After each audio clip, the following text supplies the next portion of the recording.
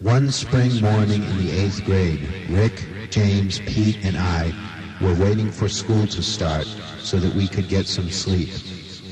Pete said, "I was walking across the field near the mall with Rick and Jeff yesterday. Halfway between the mall and the highway, we saw a kid kneeling in some bushes. He looked like he was sheltering something in his hand from the wind. When we got to the bushes, it turned out that he was beating off, right out there in the middle of the field. We should have beat the fuck out of him."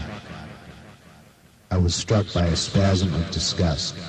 Pete was, or should have been, educated enough to know that the correct phrase for usage in that situation should have been, "We should have beaten the fuck out of him," not, "We should have beat the fuck out of him."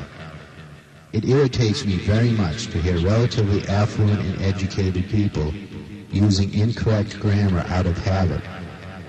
I stopped hanging around with the arrogant, ignorant fuck soon after that.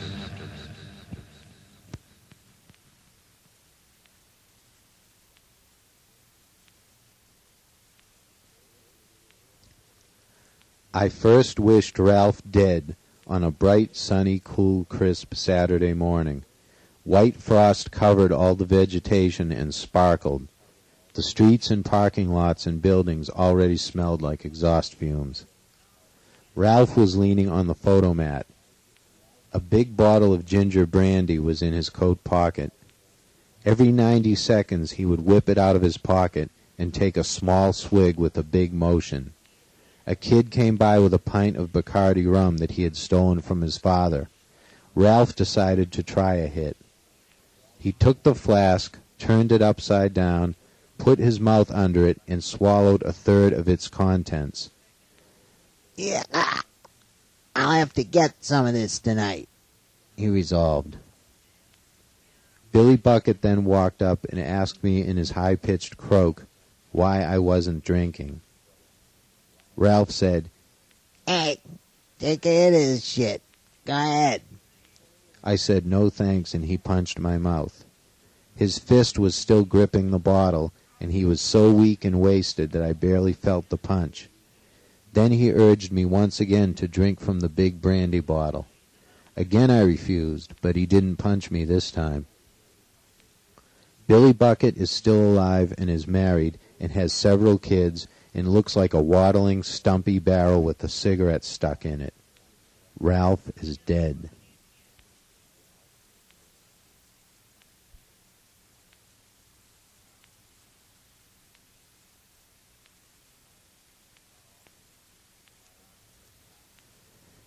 Five classmates surrounded me and shouted threats and insults. I listened for 30 seconds and then punched the biggest one, really nailed him right in the middle of his face. To my utter dismay, he clutched his nose and threw his head back and wailed his lungs out. Every first-grade teacher was on top of me in 15 seconds. Within 40 seconds, every second and third-grade teacher was there. The kid that I punched wouldn't stop screaming, and suddenly I was being hauled to the principal's office with my hands up behind my back like a defendant. 1 minute I am surrounded by a gang of thugs threatening to, quote, kick my fucking head in, unquote, and the next minute I'm some kind of murderer. This really inhibited the development of my coping skills and also my problem-solving capabilities. I should have developed my instincts in this direction and continued to nail the biggest asshole in any situation. But I unfortunately felt bad about the aftermath of my punching accuracy. The principal was old, Irish, and ready to retire. This was an old-fashioned kind of problem that he had been handling since my grandparents were little kids. He had us shake hands and be friends and all that shit. I should have said, "No thanks, Mr. Doyle. I'm going to punch every scum asshole from now on and have a much more sensible life from this point." But I didn't, and that kid that I pounded that day died of leukemia 9 years later.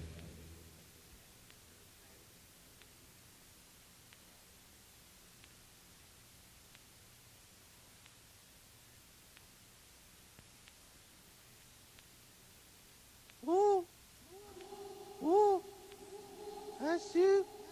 You appear your name. I see. Come here. They come in here drunk. They come in drunk all the time, drunk. No work, nothing. They just drunk. They come here all the night drunk. No? Roast beef with cheese. Roast beef cheese grinder. I cook on the grill. And now, it's not ready. It's not cooked. What that have you? Okay, what's the matter? You want it raw? You want it raw? You're crazy. You want it raw? You want it raw? Oh, store, lady, store. What can I do for you? You're looking for a bill? No bill. If you back at 3:30 this afternoon, 3:30 for you.